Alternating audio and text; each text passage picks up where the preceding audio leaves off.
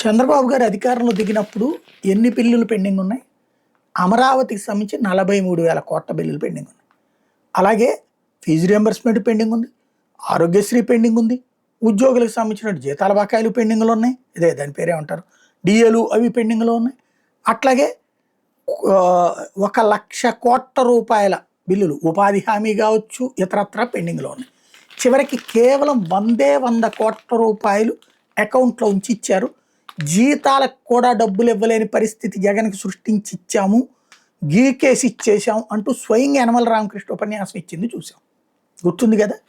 But Jaganmohan Reddy ఏదో రాష్ట్ర ఆర్థిక వ్యవస్థను నాశనం చేశాడన్నట్టుగా ఈనాడు ఆంధ్రజ్యోతి 5 ఏళ్ళు ప్రజలు నమ్మించడంలో సక్సెస్ అయింది. అదే మౌత్ పబ్లిసిటీ చేయడంలో విపక్షాలు సక్సెస్ అయినాయి. ఆ టైంలో కాంట్రాక్టర్లు జగన్ టైంలో ఏదన్నా రోడ్లు వేయడానికి కాంట్రాక్టర్ పిలిస్తే వచ్చేవాళ్ళు కాదు, కాలువలు బాగు చేయడానికి పిలిస్తే వచ్చేవాళ్ళు కాదు. ఎందుకంటే అంతకుముందు బిల్లులే పెండింగ్లో ఉంటే మేము ఎక్కడి నుంచి చేస్తాం అన్నటువంటిది ఒక ఎత్తు. రెండవది, అత్యధిక కాంట్రాక్టర్లు సుదీర్ఘకాలం పాటు ప్రభుత్వాన్ని నడిపిన తెలుగుదేశం వాళ్ళు కావడం వల్ల కూడా, ఇంక్లూడింగ్ ఆ ఉచిత ఇళ్ల నిర్మాణానికి కూడా ముందుకు రాలేదు. చివరికి కొంతమంది వైసీపీ వాళ్ళే చేస్తే ఇప్పుడు వాళ్ళని ఏడిపిస్తున్నది చూసాం. తెలుగుదేశం టైంలోని తెలుగుదేశం నాయకులు కాంట్రాక్ట్లు ఇచ్చారు కాబట్టి వాళ్ళకి బిల్లులు ఇవ్వకుండా జగన్ ఎగ్గొడతాయి. జగన్ టైంలో వాళ్ళకి ఇప్పుడు వీళ్ళు ఎగ్గొట్టారు. నీతులు అప్పుడు చెప్పారు, ఇప్పుడు నీతులు చెప్పేవాళ్ళు లేడు. అది పక్కన పెడదాం. ఇదంతా ఎందుకు చెప్పాల్సి వస్తుందంటే, జగన్ టైంలో కాంట్రాక్టర్లు రాకపోతే ఈనాడు జ్యోతి వార్తలు కావచ్చు, వాళ్ళ డిబేట్లు అరడజన్ ఛానళ్లలో పెట్టుకొచ్చిన డిబేట్లు ఏంటి, జగన్ని పరిపాలన ఎవడు నమ్మట్లేదబ్బా, పట్టించుకోవట్లేదు, అందుకనే ఎవడు టెండర్లు వేయడానికి కూడా రావట్లేదు, ఈవెన్ వాళ్ళోడు కూడా రావట్లేదు అన్నటువంటిది రాసుకొచ్చారు, పత్రికల్లో రాసుకొచ్చారు, టీవీలో డిబేట్లు చేశారు.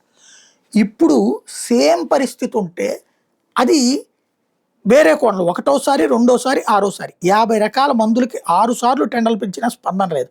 మరో 126 రకాల సరఫరాకి పంపిణీదారులు వెనకడు. ప్రభుత్వ ఆసుపత్రుల ఔషధ కష్టాలకు కారణం ఇదే. సాక్షి రాసుకొచ్చినటువంటి మందుల కొరత వార్తలు గుర్తున్నాయి కదా, గత 2-3 రోజుల నుంచి మనం మార్నింగ్ మ్యాగజైన్లో కూడా చదువుకున్నాం, అలాగే వీడియోలు కూడా చేసుకున్నాం. అలాంటి సిచ్యుయేషన్కి నిజమని ఒప్పుకుంది ఇప్పుడు ఈనాడు రాసి. ఎందుకు రావట్లేదంటే, ఎన్నిసార్లు పిలిచినా టెండర్లు జనం రావట్లేదు. ఎస్, ఎందుకని? టెండర్కు లిమిట్ ఉండాలి. నేను ఒక 50 కోట్ల రూపాయలు పెట్టుబడి పెట్టి నేను నీకు సరుకు ఇచ్చాను, నేను ఒక 10 కోట్ల రూపాయలు లాభం ఆశించినే కదా వ్యాపారం చేసేది.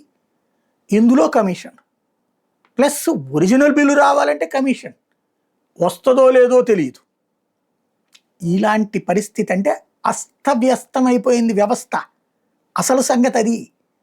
ఇప్పుడు కూడా కాంట్రాక్టర్లు రావట్లేదు, అసలు వార్త అది.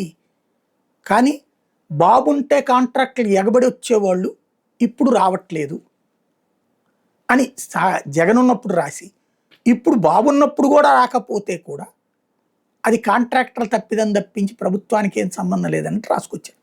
వీళ్ళ జర్నలిజం యొక్క విలువలు అవి.